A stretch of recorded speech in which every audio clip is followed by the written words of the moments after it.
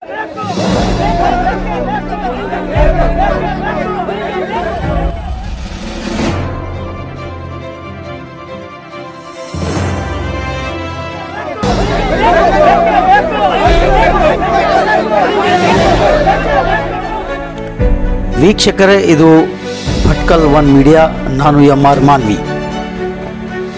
ಭಟ್ಕಳದಲ್ಲಿ ಬೃಹತ್ ಪ್ರತಿಭಟನಾ ಮೆರವಣಿಗೆ. ಮರಳು ಸಮಸ್ಯೆ ಶಾಶ್ವತ ಪರಿಹಾರ ಕೊಡಲು ಕಾರ್ಮಿಕರ ಒಕ್ಕೂಟ ಆಗ್ರಹ. ಭಟ್ಕಳ ತಾಲೂಕಿನ ಬಡ ಕೂಲಿ ಕಾರ್ಮಿಕರು ಹಾಗೂ ಲಾರಿ ಮಾಲಕರು ಮರಳು ಸಮಸ್ಯೆ ಪರಿಹರಿಸಲು ತಾಲೂಕು ಆಡಳಿತ ಸೌಧಕ್ಕೆ ಬುಧವಾರ ಬೃಹತ್ ಪ್ರತಿಭಟನಾ ಮೆರವಣಿಗೆ ನಡೆಸಿ ಸಹಾಯಕ ಆಯುಕ್ತರಿಗೆ ಮನವಿ ಸಲ್ಲಿಸಿದರು. ತಾಲೂಕು ಕಾರ್ಮಿಕ ಸಂಘಟನೆಗಳ ಒಕ್ಕೂಟದ ನೇತೃತ್ವದಲ್ಲಿ ನಡೆದ ಈ ಪ್ರತಿಭಟನೆಯಲ್ಲಿ ಸರ್ಕಾರ ಮತ್ತು ಸ್ಥಳೀಯ ಆಡಳಿತ ಮರಳು ಸಮಸ್ಯೆಗೆ ಶಾಶ್ವತ ಪರಿಹಾರ ಕಂಡುಹಿಡಿಯಬೇಕೆಂದು ಆಗ್ರಹಿಸಲಾಯಿತು. ಕಟ್ಟಡ ನಿರ್ಮಾಣ ಕಾರ್ಯದಲ್ಲಿ ಮರಳು ಮೂಲ ವಸ್ತುವಾಗಿ ಅತಿ ಮುಖ್ಯ ಪಾತ್ರ ವಹಿಸಿದೆ. ಆದರೆ ಸರ್ಕಾರ ಮತ್ತು ಸ್ಥಳೀಯ ಆಡಳಿತ ಅವೈಜ್ಞಾನಿಕ ನೀತಿಗಳು ಮರಳುಗಾರಿಕೆಗೆ ತಾತ್ಕಾಲಿಕವಾಗಿ ನಿಲ್ಲಿಸಲು ಕಾರಣವಾಗಿದ್ದು, ಪರಿಣಾಮವಾಗಿ ಸಾವಿರಾರು ಕಾರ್ಮಿಕರು ಆರ್ಥಿಕ ಸಂಕಷ್ಟಕ್ಕೆ ಸಿಲುಕಿದ್ದಾರೆ. ಮರಳುಗಾರಿಕೆಯನ್ನು ನಂಬಿ ತಮ್ಮ ಜೀವನ ನಿರ್ವಹಿಸುತ್ತಿರುವ ಬಡ ವರ್ಗದ ಕಾರ್ಮಿಕರು ಈಗ ನಿಸ್ಸಹಾಯಕ ಸ್ಥಿತಿಗೆ ತಲುಪಿದ್ದಾರೆ. ಬ್ಯಾಂಕಿನಿಂದ ಸಾಲ ಪಡೆದು ಲಾರಿ ಖರೀದಿಸಿದ ಲಾರಿ ಮಾಲಕರು ಮರಳು ತುಂಬಿಸುವೆಂಬ ಭರವಸೆಯಲ್ಲಿ ಕಟ್ಟಡ ಗುತ್ತಿಗೆದಾರರ ಜೊತೆ ಒಪ್ಪಂದ ಮಾಡಿಕೊಂಡಿದ್ದರು. ಆದರೆ ಈ ನಂಬಿಕೆಯೇ ಈಗ ಕುಸಿತಗೊಂಡಿದೆ. ಏಕೆಂದರೆ ಸ್ಥಳೀಯ ಆಡಳಿತ ದಿಢೀರ್ ಬಂದು ಮರಳುಗಾರಿಕೆಗೆ ಸ್ಥಗಿತಗೊಳಿಸಿದೆ. ಈ ತೀರ್ಮಾನದಿಂದ ಗುತ್ತಿಗೆದಾರರು, ಲಾರಿ ಚಾಲಕರು, ಗಿಲಾಯಿ ಮಾಡುವವರು ಹಾಗೂ ಇತರ ಎಲ್ಲ ಕಾರ್ಮಿಕರು ಉದ್ಯೋಗ ಕಳೆದುಕೊಂಡು ತೊಂದರೆ ಅನುಭವಿಸುತ್ತಿದ್ದಾರೆ. ಪಕ್ಕದ ಉಡುಪಿ ಜಿಲ್ಲೆಯಲ್ಲಿ ಮರಳುಗಾರಿಕೆಗೆ ಅನುಮತಿ ಸಿಗುತ್ತಿದೆ ಎಂಬ ವಿಷಯವು ಭಟ್ಕಳದ ಕಾರ್ಮಿಕರಲ್ಲಿ ಅಸಮಾಧಾನ ಮೂಡಿಸಿದೆ. ಇತ್ತೀಚೆಗೆ ಬಡ ಕಾರ್ಮಿಕರು ಮತ್ತು ಲಾರಿ ಮಾಲಕರ ತಂಡ ಜಿಲ್ಲಾಡಳಿತ ಹಾಗೂ ರಾಜ್ಯ ಸರ್ಕಾರಕ್ಕೆ ಮನವಿ ಸಲ್ಲಿಸಿ ಉಡುಪಿ ಜಿಲ್ಲೆಯ ಕುಂದಾಪುರದಿಂದ ಮರಳು ಪೂರೈಕೆಗೆ ಪ್ರಾರಂಭಿಸಲು ವಿನಂತಿಸಿದ್ದಾರೆ. ಕಳೆದ 6 ತಿಂಗಳಿಂದ ನಮ್ಮ ಬದುಕು ತೀವ್ರ ಸಂಕಟಕ್ಕೆ ಸಿಲುಕಿದ್ದು ಲಕ್ಷಾಂತರ ರೂಪಾಯಿ ನಷ್ಟ ಅನುಭವಿಸಿದ್ದೇವೆ. ಸುಮಾರು 1,000 ಕೋಟಿ ರೂಪಾಯಿ ಬೆಲೆಯ ಕಾಮಗಾರಿಗಳು ಭಟ್ಕಳದಲ್ಲಿ ನಿಂತಿವೆ. ಇದರಿಂದ ಬಡ ಕೂಲಿ ಕಾರ್ಮಿಕರು ಆರ್ಥಿಕವಾಗಿ ಸಂಕಷ್ಟದಲ್ಲಿದ್ದಾರೆ. ಸರ್ಕಾರವು ಆರ್ಥಿಕ ಪರಿಹಾರ ಒದಗಿಸಬೇಕೆಂದು ಕೇಳಿಕೊಳ್ಳುತ್ತಿದ್ದೇವೆ ಎಂದು ಕಾರ್ಮಿಕರು ತಮ್ಮ ಮನವಿಯಲ್ಲಿ ತಿಳಿಸಿದ್ದಾರೆ.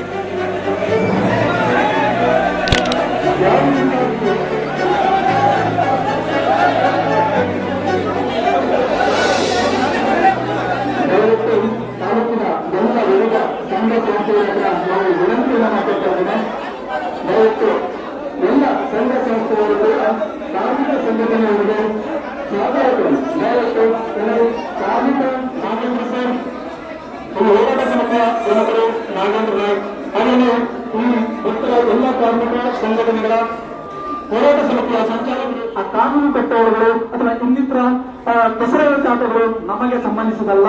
ನಾವು ಒಬ್ಬ ಕಾರ್ಮಿಕರು ಅಷ್ಟೇ. ನಾವು ಕಾರ್ಮಿಕರು, ನಮಗೆ ಮರಳು ಬೇಕು, ಕೆಲಸ ಬೇಕು, ಕೆಲಸ ಕಲಿಸಬೇಕು ಅಷ್ಟೇ.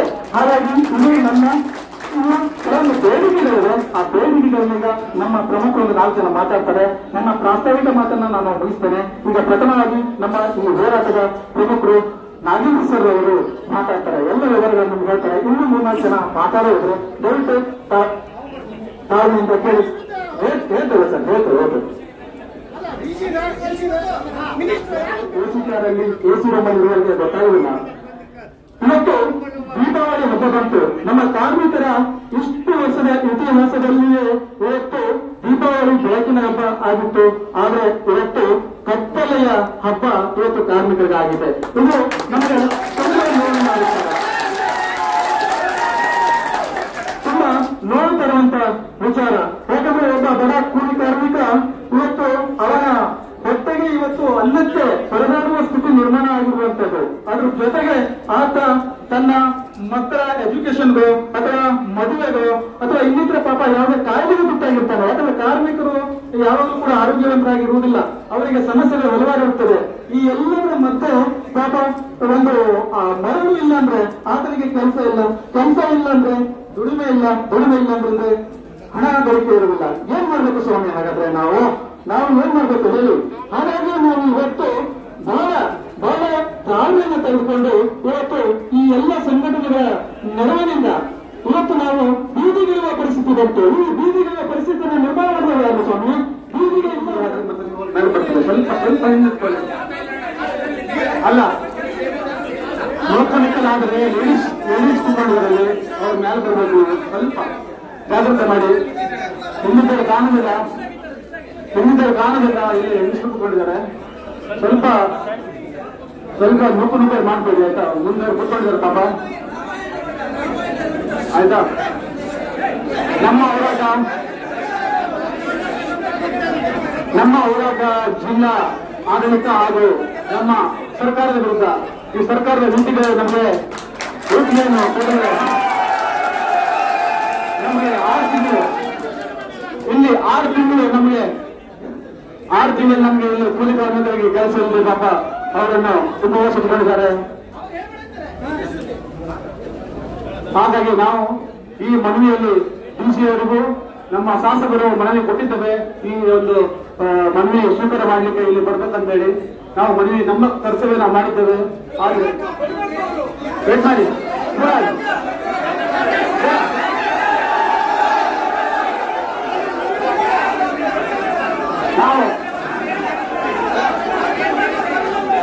ನಾವು ವೇಟ್ ಮಾಡುವ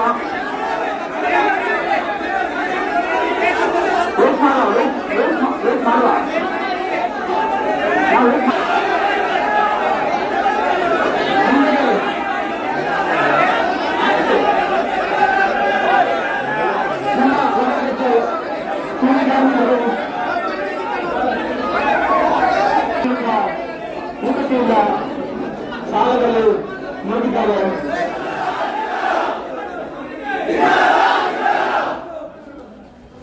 ಕಾರ್ಮಿಕ ಸಂಘಟನೆಯ ಪ್ರಮುಖರು ಮುಂದರಬೇಕು, ಕಾರ್ಮಿಕ ಸಂಘಟನೆಯ ಪ್ರಮುಖರು ಬ್ಯಾನರ್ ಮತ್ತು ಮುಂದರಬೇಕು.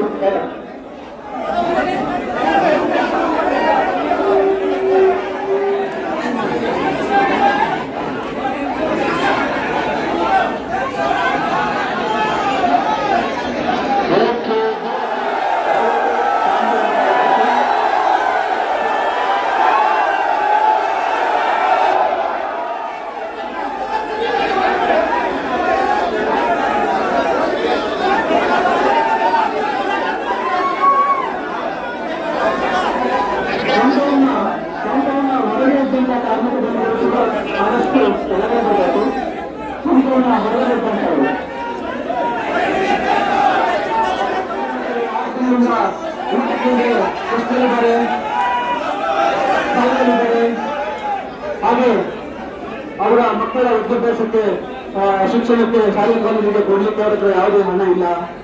ಹಾಗಾಗಿ ನಾನು ಸರ್ಕಾರದಲ್ಲಿ ಮನವಿ ಮಾಡ್ತೀನಿ, ಕಳೆದ 6 ತಿಂಗಳು ಏನು ನಮ್ಮ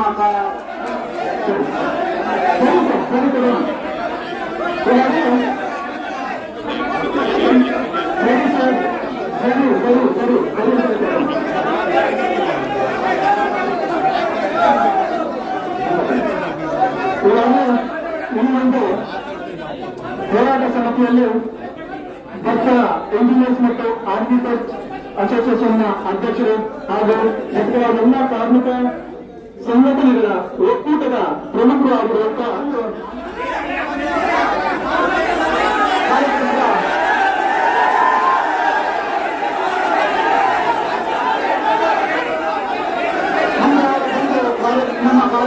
ನಮ್ಮ ಕಾರ್ಮಿಕರ ಅವರನ್ನು ತೋರಿಸಬೇಕಾಗಿ ನಾನು ಮಂಡಿಸಬೇಕಾ ಇದ್ದೇನೆ. ಈಗ ನಮ್ಮ ಬೆಳೆತೇವೆ, ಯೋಗ್ಯ ಬೆಳೆದಲ್ಲಿ ಬೆಳೀತಾ ಉಂಟು. ನಮ್ಮ ಬಡಪಾಯಿ ತಾಲೂಕಿಗೆ ಯಾಕೆ ಬೆಳೀತಾ ಇಲ್ಲ? ನಮ್ಮ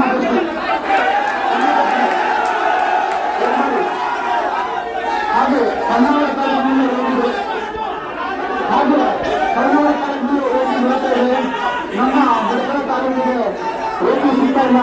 ಇದು ಯಾರ ಹೊಣೆ ಅಂತ ನಾವು ಕೇಳ್ತೇವೆ ಸರ್ಕಾರದಲ್ಲಿ. ಹಾಗೆ 6 ತಿಂಗಳ ಹಿಂದೆ 6 ವರ್ಷಗಳ ಹಿಂದೆ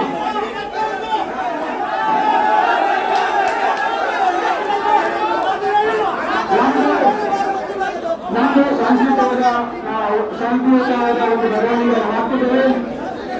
ನಾವು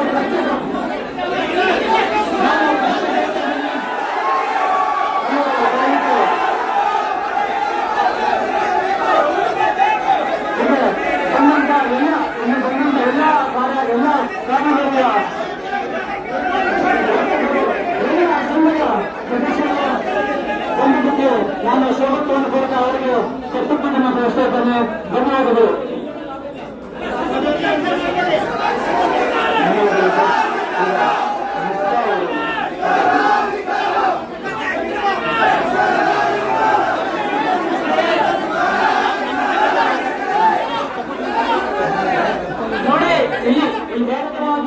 ಒಂದು ವಾರ 10 ದಿನ ಕೂತ್ಬಿಟ್ಟು ಇದರದ್ದು ರೂಪರೇಖೆ ಎಲ್ಲ ತಯಾರು ಮಾಡಿ ಯಾವ ತರ ಮಾಡಬೇಕು ಅಂತ ಪ್ರೆಸ್ ಮೀಟ್ ಮಾಡಿ ಯಾವ ತರ ಎಲ್ಲ ಮಾಡಬೇಕು ಎಲ್ಲ ನಾವು ಮಾಡಿದ್ದೇವೆ. ಅಲ್ಲಿ ಹೇಳ್ತೀನಿ ಎಲ್ಲ ಮಾತಾಡಿ ಮುಗಿಸಿದ ನಂತರ ನಿಮಗೆ ಮಾತಾಡ್ಲಿಕ್ಕೆ ಅವಕಾಶ ಕೊಡ್ತೇನೆ. ಮಧ್ಯದಲ್ಲಿ ದಯವಿಟ್ಟು ಮಾತಾಡಬಾರ್ದು ಯಾರು.